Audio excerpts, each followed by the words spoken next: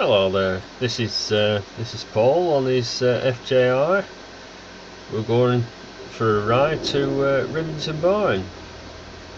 The barn is a very favourite meeting place for local bikers. In fact, bikers come from quite far and wide, really. It's very popular. I first went there back in 1980 on a Honda 50.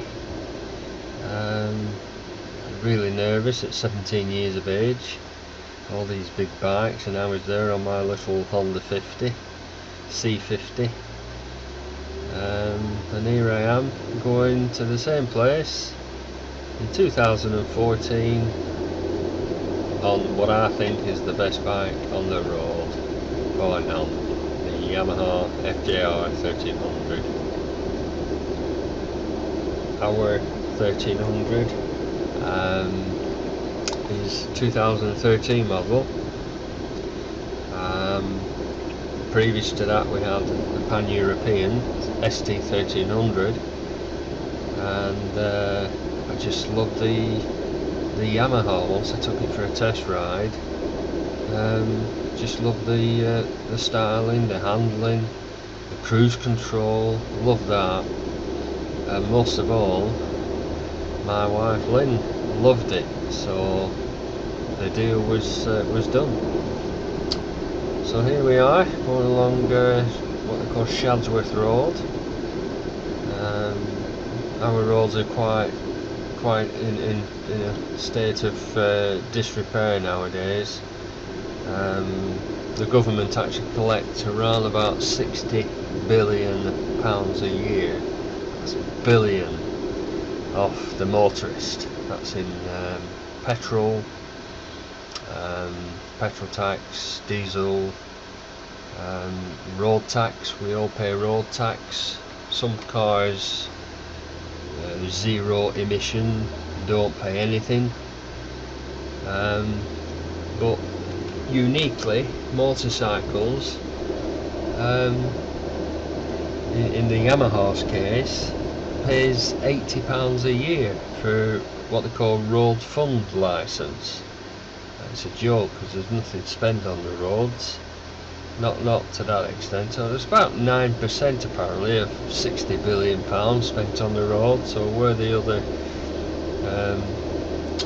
91% goes, well, we've all got a good idea, but you're not allowed to say nowadays. But motorcycles aren't tested for the MOT test, which after a motorcycle and car passes 3 years of age, reaches 3 years of age, they have to be tested for roadworthiness. And whereas cars are tested, amongst other things, for emissions, CO2 emission, motorcycles aren't. So they're still taxed on their CC size, cylinder size, cylinder capacity. So you've got a situation where you've got our car, which is a Ford Fiesta, pays £30 a year for road tax, whereas the Yamaha, fraction of the size of vehicle, no damage really to the roads, does probably the same miles per gallon as a car, perhaps a bit more, and pays £80, so an extra £50 a year more than the car. And of course the government aren't going to change that because they would lose millions and millions of pounds. So anyway, there we go. This is the M65 motorway, just a 2-lane motorway most of the time. It's occasionally goes to 3 lanes, and it should have made it 3 lanes from day one. This section was opened in 1997. It's quite worn out now, as you probably gather with the camera. There's just no money being spent. You get the occasional repairs done, but on the whole, no, it's just left to utter rack and ruin. So this is the M65. We're just passing Darwen turn off. That's Darwen. That's Darwen, not to be confused with Darwin in Australia. Darwen, famous for its Jubilee Tower on top of the moors. Darwen Tower, opened by or opened for Queen Victoria's Diamond Jubilee, Golden Jubilee, one of the two, one of their celebrations anyway. So here we are, we're into 3 lanes now. So yeah, just motorway speed limit is 70 miles an hour,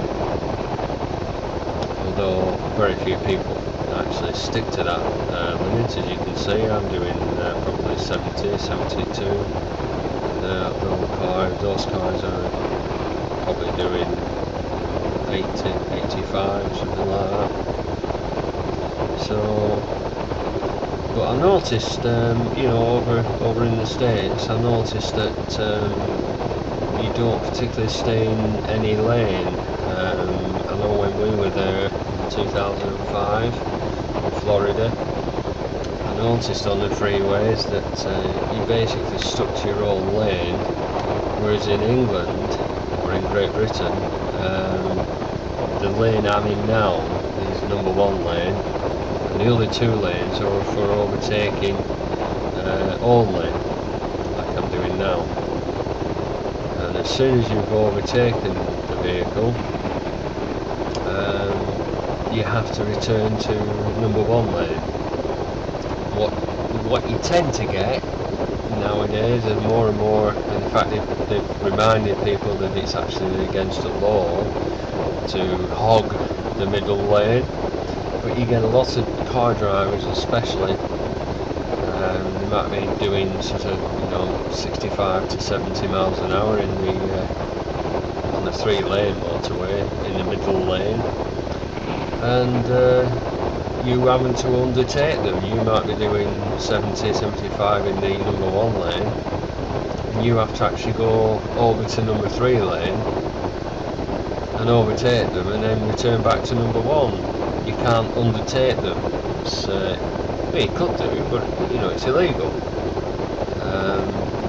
Which is a bit crazy, really. But anyway, there we are. That's the UK's traffic laws. The first section of motorway was called the Preston Bypass, called the M6 now, and it opened sort of in the 1960s. So since the 1960s, we've had motorways, freeways as you call them, in America. So we're just coming off the junction here, just about to join the A675 to well, eventually it leads to Bolton. It's in Greater Manchester now, but it's to me it's Lancashire. They keep moving boundaries.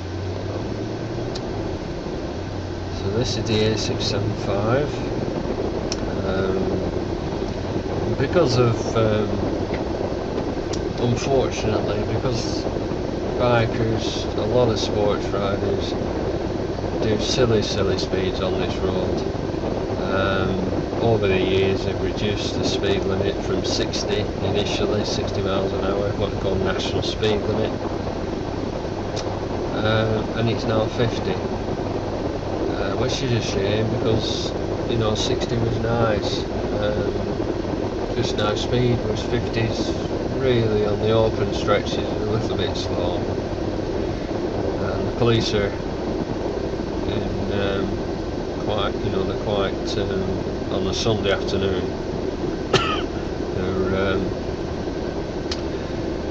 their presence, you know, is always around, so the only way to be really is keep excuse me, keep to the speed limit. It's the only way. I've been riding and driving for 34 years now, and I'm proud to say that I haven't got a speeding fine. I drive for my living, so you just got to be careful. There's cameras now. I don't know if you guys in America have got the GATS, or I think that's what they call them, speed cameras. You probably have. There's static cameras. They just cash cows. They just raise millions and millions of pounds for government. It's nothing about road safety. There's no common sense there. So this is Abbey Village. Nice little village. As you can probably see, there's plenty of bikers passing by. This is sort of after 3 o'clock. It's probably about 20 to 4 now in the afternoon. I just fancied a ride out to the barn, like you do. Bit of therapy.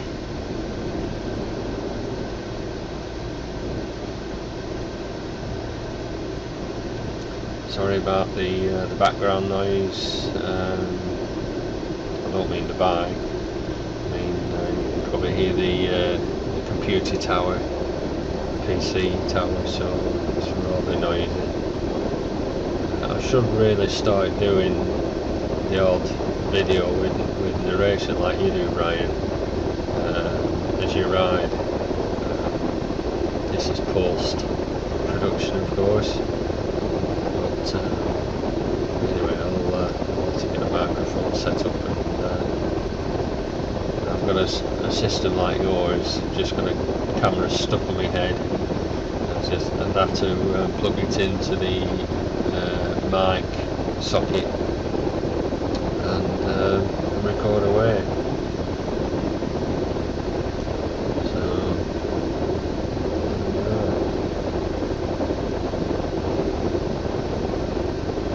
So these moors, as some people pronounce it more, as in M-O-O-R, but we in Lancashire we say moor, because more could be M-O-R-E, more of this, more of that.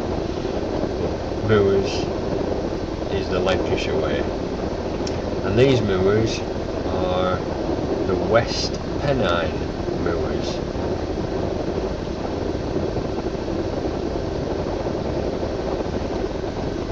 Nice scenery.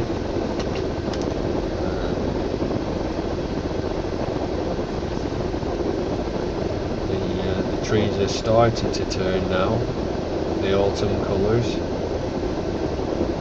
Beautiful time of year for capturing them. I always like to, if possible, to go with a friend that I often ride with to the Scottish borders.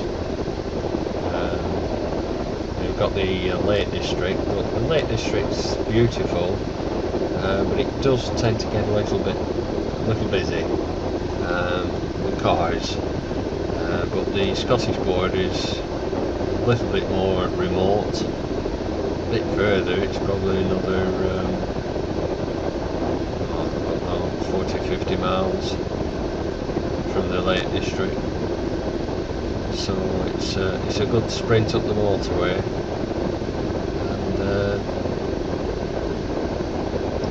Get up there, up to a place called Moffat. You can look that up on Google.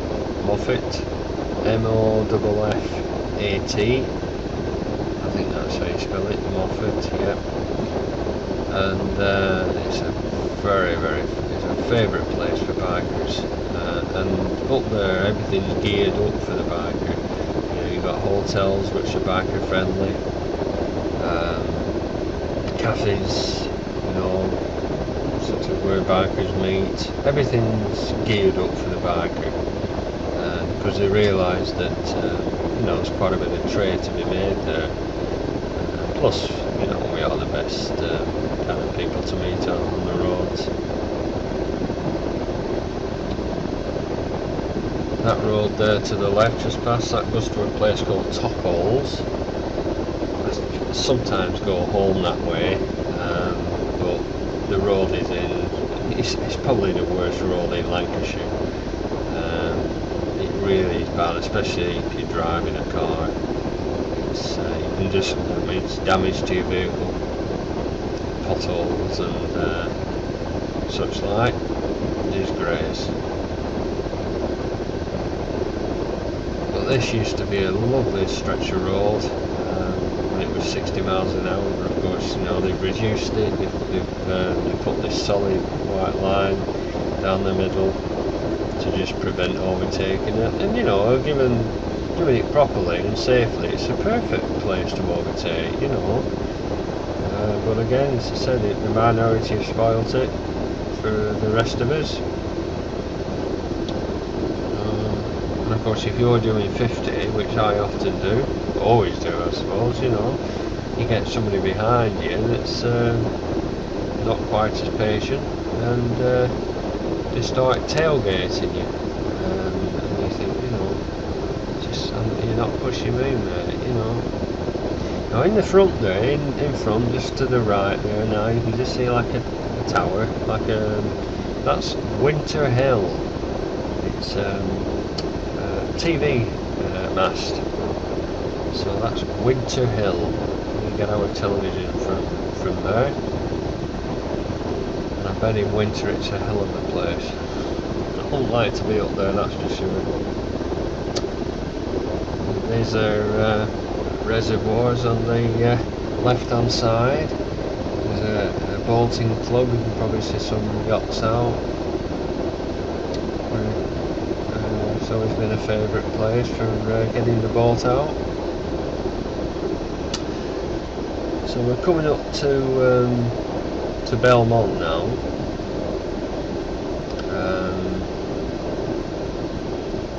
This is where we shortly to leave this 675. Rivington Road. Anyone who has watched the Paul Lynn's ride-by photo shoot, I should say, short video, you'll recognise that road. I went up there that day to have some still photographs taken by a company called skart.co.uk.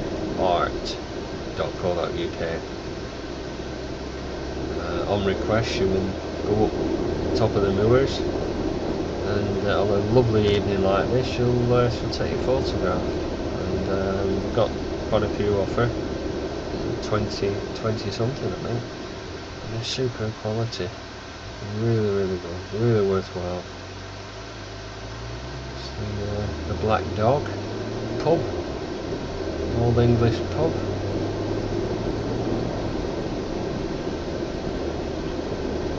Now this area up here is called the Blue Lagoon, and years and years ago, 20 odd years ago, it used to be a beautiful area for picnics, but they emptied the water out. As you can see, it's dry now. There's all these rusty old metal fencing at the side there, and it just looks a real mess. It's just a shame, because you know it was just nice to take your bike up and park up and have a picnic with an ice cream. There used to be an ice cream van, what they call an ice cream van. Here on your left there, it's a bit of a car park, but it's thanks for the warning there. What we call lastminute.com, when somebody slams on and indicates, oh, pull in here, we'll have a break, we'll pull in. Doesn't matter what's behind me, I'll just slam my brakes on and indicate at last minute. Thanks for that. So this road's coming up here. Yeah, that car park, that's that car park. Again, it was all nice. You know, in the early 80s it was really nice. And as I say, you've got on a nice day, you get an ice cream, and it was nice. It was just, you know, whereas now it's just like, it's just left to go wild. And although there's nothing wrong with letting everything grow wild, you do want tourism, you do want the area to prosper. And so yeah, and this is the turnaround I did on the photo shoot. I went back down. Yeah, quite good. Now this view in front here, I don't know whether the camera does it justice really, but right ahead there is the Fylde coast, and we've got Southport, which is near Liverpool. It's stunning view, absolutely beautiful view on a day like this. I don't think the camera really does it justice. But yeah. Now then, here we are. I thought, what's he braking for? And I thought, oh, the little doggy, oh, he's going to get knocked down. I think it belonged to some girls up on top. It just off camera on the left. There were two girls shouting. There we are, shouting and poor things panicking. I mean, I couldn't do anything. Sat on the bike. Probably make it worse, chasing after it. So there we are. You never can tell what's around the corner. Always expect the unexpected.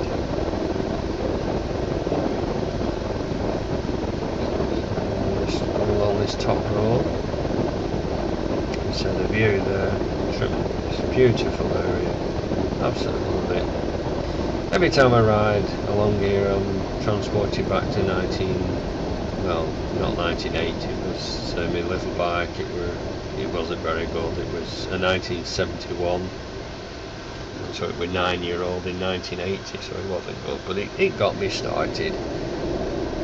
But certainly throughout the 80s, you know, Lynn and myself, when we were courting, going out, lovely times, happy times now, better times now, got the better bike. Coming down here, there used to be a farm at the bottom of this road. I think it looks like it's been closed, it's been sold.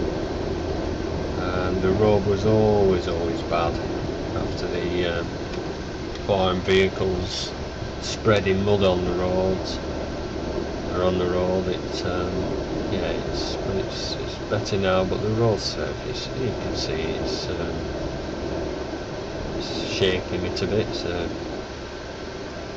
you just can't ride with full confidence, because unless you know the road and all its potholes and that, you just cannot ride, you know, like to your full sort of potential, because you just have to, just like these two guys here, they're a damn menace.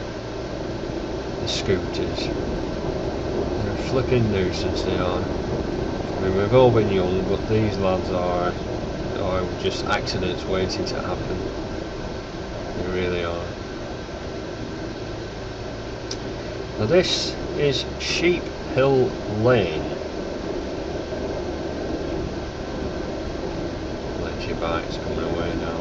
I say it's back end of the afternoon now. It's they'll all be going home for the tea, for dinner if you're posh.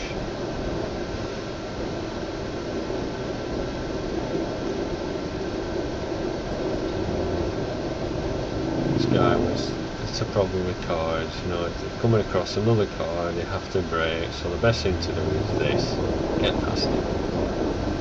Yeah. They don't like it, I don't know what it's like over in the States, but they do not like you overtaking. They always panic, especially, sorry to say it, I'm not being sexist, but women, they always think that you're being dangerous, you're being reckless, whereas you're not. You've got the power there to get past. So it's, if they panic, well, that's not your fault. As long as you indicate, as long as you sort of, if necessary, blow your horn if necessary, but that could, that could actually cause more harm, so no, forget that. But just, if they just check the mirrors and just be aware of everything around them, well, they won't be spooked. It's because simply they haven't realised there's a bike behind them, and then suddenly one passes, and you think, well, if you knew, if you'd looked and you'd have known that I was there waiting to overtake you, potentially overtake you, well, then you won't be spooked, you won't have been surprised. So again, it's all about being aware. You're supposed to check your mirrors, just keep checking them every 10 seconds officially. Yeah, it's a big Galway track, went back past there then. So here we are, coming up to towards Rivington.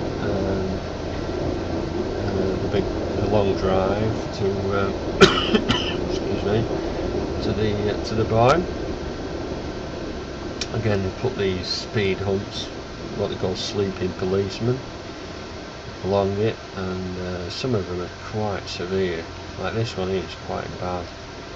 So if you're not aware of it and you come flying around that bend, you'll do some damage.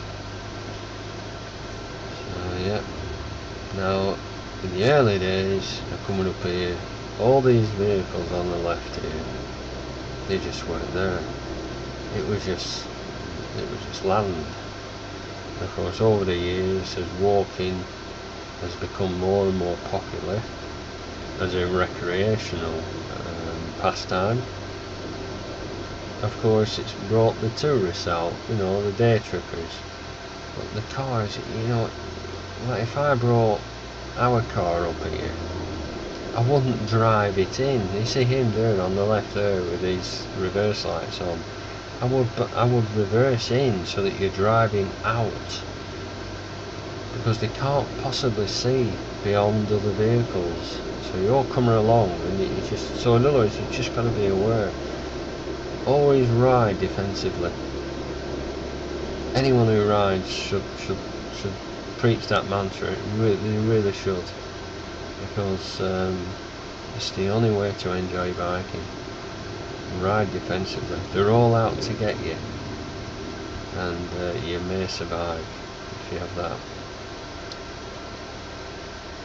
So here we are, just approaching the barn.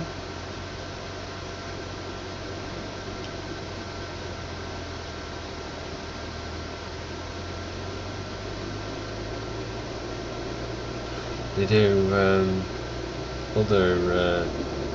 they hold events and functions throughout the year here. They are weddings, quite a few, it's a wedding venue. It must be spectacular to get married here. But they do these Bavarian nights, Bavarian music and dancing. And Lynn and me really fancy that one day.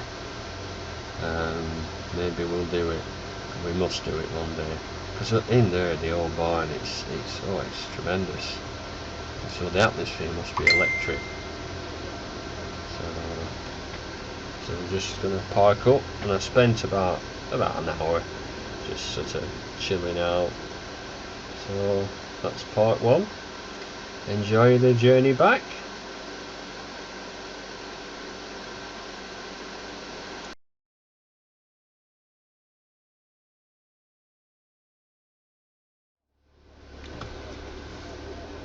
Yeah, so we're just leaving the barn now.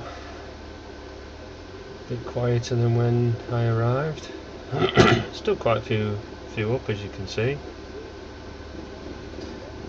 It's a lovely place to meet up with like-minded people, meet up with friends that you've made previously. We do a beautiful full Sunday roast, snacks, drinks, burgers, chips, anything, short to nothing, all reasonably priced. Excuse me. So now as I say, we're heading off back home now. Gonna go back a different way. Once we go up Sheep Hill Lane, we're gonna turn left. So some new roads to see. On the right here, under the trees there, there's usually Susan's usually stood there, the lady that took the photographs on my ride by photo shoot. She stands there all day photographing bikers coming and leaving, and she uploads them to her website, sk-art.co.uk, and you just find the date and everything that you were riding up there. and if you want to download them, you can do. I think she charges £5 per download, or you can have canvases made. We've had 3 done this year. Beautiful canvases. Yeah, taking it nice and steady. For those eagle-eyed viewers, I didn't put my blind spot mirror on the screen for going back. Can you see those 2 black oval shapes on the screen? Well, they are Velcro, and on there I fit my what they call a rider scan mirror.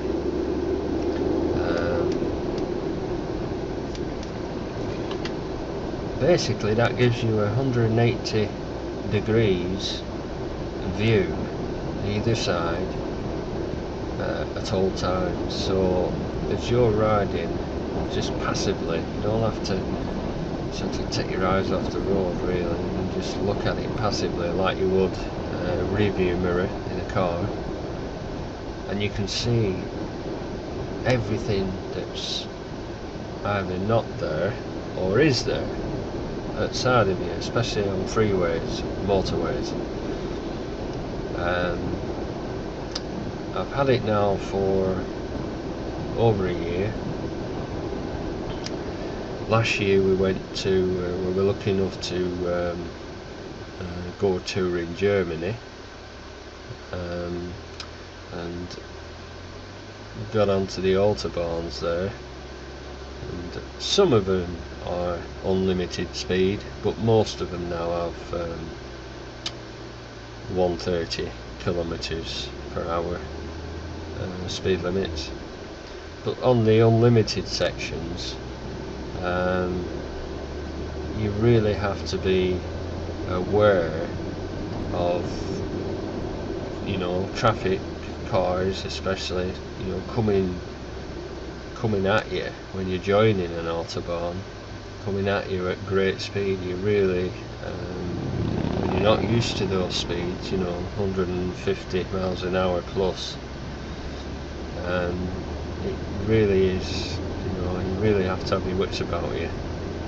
Anyway, this rider scan provided me with, especially riding on what we call the wrong side of the road. You guys in America call it the right side of the road, literally, and especially when you're not used to that, which I'm not, it's all new. Having the ability to see very clearly way back, you know, there's markers on it. If you look at the video footage of me going to the barn, you'll see it, and it's like a sundial. There's like markers on top of it, and it's basically, you know, if you see a car against that particular marker, you can gauge whether it's in your, you know, in your next lane, or whether it's a lane next to that one, so you know it's not going to trouble you. But it's great, absolutely great, and it's called Rider Scan. Just turning left here, and down here there's again riding in this kind of countryside. Unfortunately, you do get instances where sheep break free, and as you can see now, there are 3 there that should not be on the road. They've obviously got through a fence that's damaged, so you've got to have that back in mind that there could be something round the corner. Anyway, back to the Rider Scan. It was actually invented by a guy living in Scotland. He was out on his bike one night, and he changed lanes, and he clearly didn't do his shoulder check, his lifesaver, and he was nearly taken out by a car that was there, and he didn't see it. So there was the idea. He got home, and apparently it was, well, this was actually the following day. He actually came down into his kitchen area, and he had a frying pan on the wall, hung up on the wall, and of course the shiny base of the frying pan, he was just looking at it, and he had what's commonly called a light bulb moment, where an idea in his head. So he took the frying pan down to his bike in the garage, and put it in the centre between the handlebars, and there was the idea. Bingo. And he just got the idea for this mirror, and that is basically how it came about. And it sells them all over the world now. I didn't hesitate. It was cost £40 to buy one. Police forces apparently are fitting them to their bikes, so my opinion is, if it's good enough for the police force, well then it's good enough for me.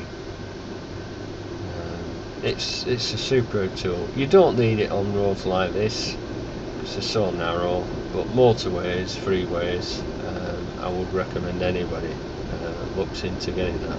It makes your bike look a little bit odd when it's on.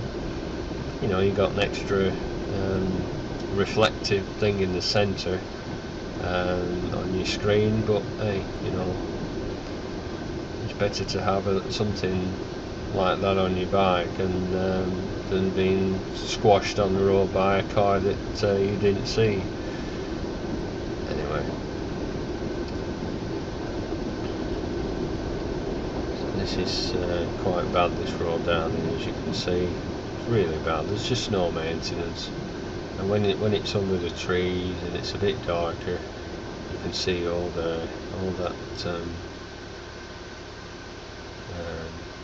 damage to the road. It's just not repaired, and it gets me, as you probably gather, it gets me really, really annoyed. We're constantly being told to ride safe, to drive safe, road safety campaigns, 20 miles an hour limits throughout towns, especially around schools, when in fact, the problem is not speed, it's inappropriate speed that's the problem. And sadly, the people that all these restrictions are aimed at, i.e. what they call joyriders, young men usually, out with their baseball caps on. I know I'm being stereotypical here, but it's fact of life. They think they can, they're invincible. They drive like maniacs, and they're not going to be bothered about any speed humps, because it's probably the car they're driving is stolen. so they're just not going to be bothered, whereas the rest of us have these stupid 20-mile-an-hour limits with huge speed humps.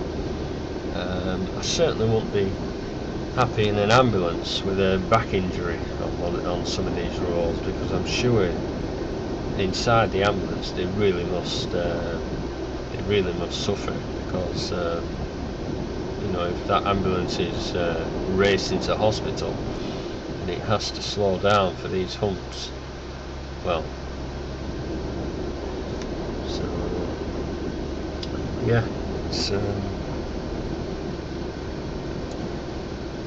yeah, I have happy memories around this area. I don't often ride back this way. I used to ride when I progressed from the Honda 50. I had a Honda 90, C90.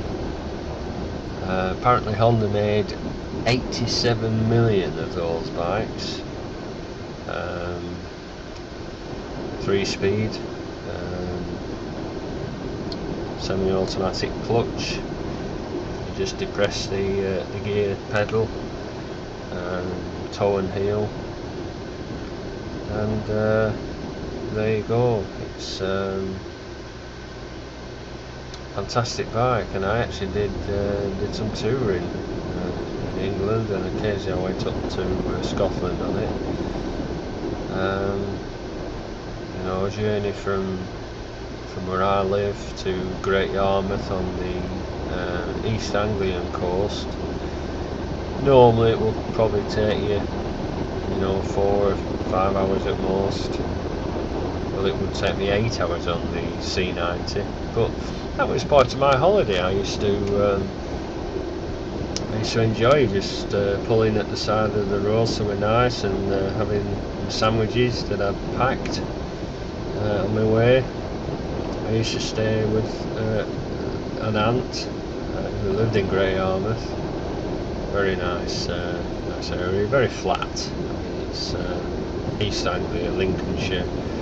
It's very flat, but there's some little quaint villages. The old windmill like what you get in Holland. But on the whole, it's a nice area. And as I say, I used to love riding with Honda 90. Tell you what, you got good petrol return on that. Probably get you there and back on the tank. It's about, I don't know, probably 250 miles, something like that. So yeah.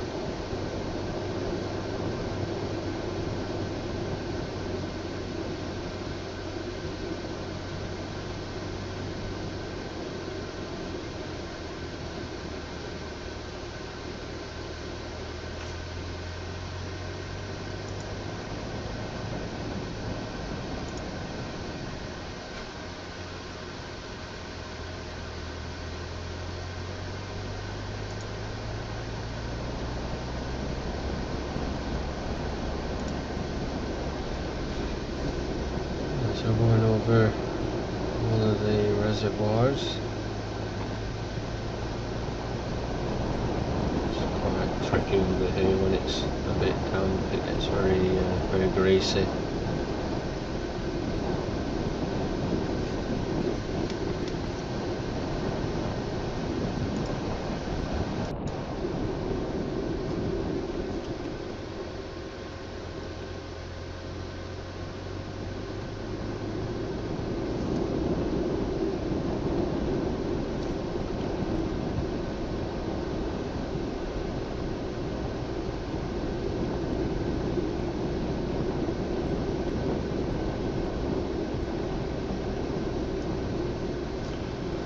There's often riders on horseback around these lanes, as you can probably gather with the horse manure.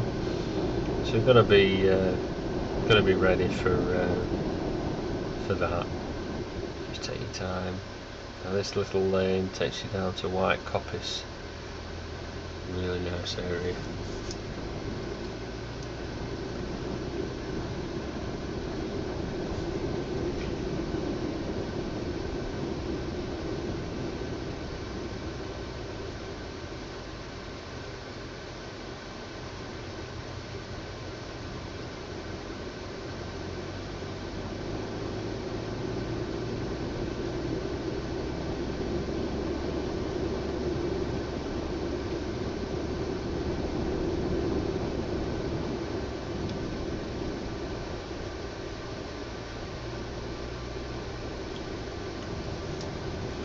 I tried with regard to the Contour Plus 2 camera that I'm using. As you can see, it's on top of my helmet on a 360 degree mount. Tried various locations. In fact, over the years, over the last 7 years or so, I've tried, you know, I've used camcorders connected to RAM bolts, RAM joints I should say, to the bike. That was okay, but usually the camcorder was looking through the screen, which, you know, keeps it clean and dry, but you don't get the view that you get like what we're looking at now. This is white copies, absolutely blurry. Very, very nice. Yeah, so, and I even bought a Sony hard disk drive camcorder, thinking that, you know, there's no tapes, so you can just record away and just forget about it. But unfortunately, the sonic sound with the wind meant that the safety mechanism for the hard drive kicked in, so it would just stop recording. So I've used that camcorder for other stuff, weddings, the odd wedding, and social stuff. So it wasn't a waste. It was quite expensive, but I was really disappointed that it didn't work. This is before I came across the Contour. My first Contour was good, but when you look at the quality of this one, there's no comparison. And those houses just there on your right there, we just passed, there used to be a pub called the Railway, and it was lovely. It used to have a beer garden across from it, and on a nice night like that, it was great to have a social drink. And but no, it closed, and it wasn't. It was laid empty for years, and now they've made it into houses. So at least they've done something with it. So yeah, back to the camera. I've used bullet cameras when we had the Gullwing. The PVR was situated in the bottom of the top box or trunk, and the wiring went to the front. The camera was on a not a tripod. My Sticky Pod was the company. It was like a triangle shaped piece of aluminium with 3 suction cups. So the bike was nicknamed the Dalek, as in Doctor Who and the Daleks, because of the bullet cam on the front. It resembled the Dalek, so all in good fun. But yeah, the quality was good. It was just a nuisance, keep having to take it on and off the bike for security reasons. When we parked up to go anywhere, leave the bike, couldn't leave it on. So I needed an all-in-one solution. And when I saw the Contour, or V-Holder as it was then, VHOLDR, V-Holder, well, cracked it, absolutely cracked it. And I had the mount on the side of the helmet, because we've got a fantastic rail system on the side of the Contour, which is really, really good, really secure, will never come off, provided you have the mount fitted correctly, of course. And that was fine on the helmet, on the side of the helmet, but of course you got a little bit of the visor in shot. So it wasn't until I've got this camera, the Contour Plus 2, full HD, although I don't use it on full HD. This is full HD, I've been experimenting, but the battery life is quite poor. You get about half an hour at most on a battery, so that's not very good. Normally you get about 2 to 2.5 hours on 720 HD. So the Contour Plus 2, I still needed a decent mount, and when I saw the 360, I thought that was a really good mounting solution, and I think it's perfect because you've got the height, whatever you see, it sees. Yeah, brilliant mount and really secure. The fact that you can turn it, to left to right, so when the scenery gets really nice on either side, you can just turn it, ask Lynn to turn it, my director on the back of the bike, and away you go. And this is coming into a place called Rivington, into the 30 mph speed zone here. And these stupid red strips. I can understand it for coming into the town or into the village, but going out, you don't need to be reminded that you're leaving the town by these rumble strips. Horrible things.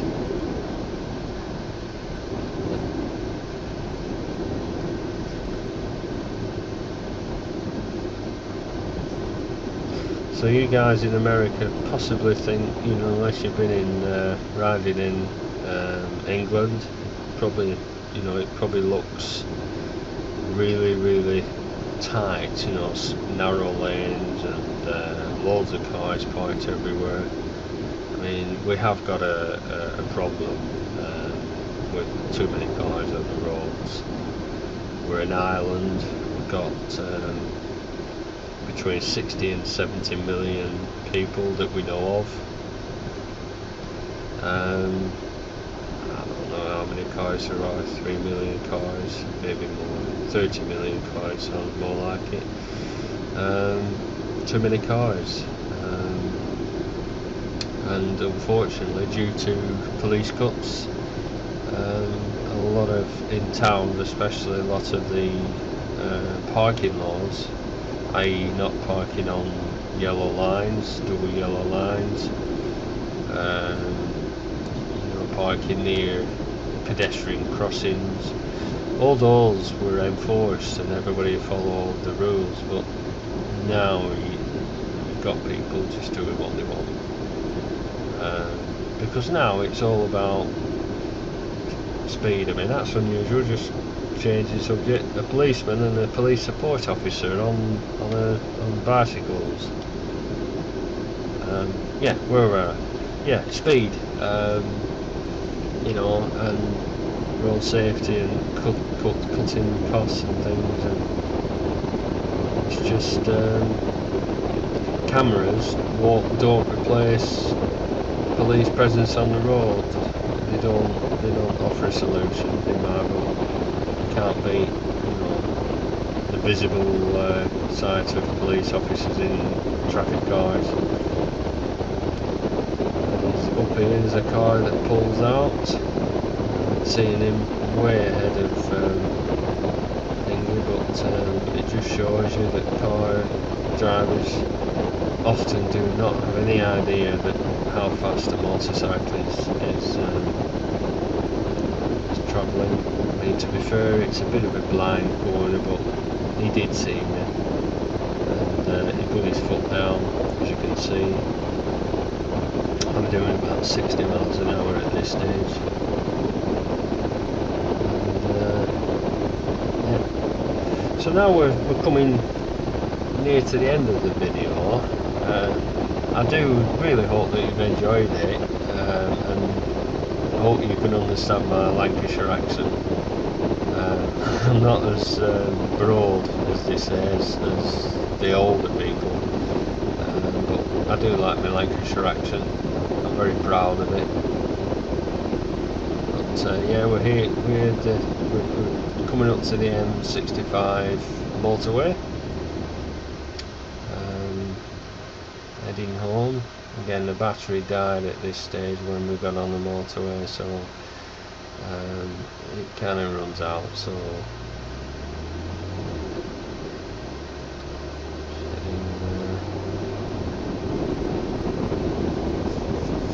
eastbound shortly on the 65.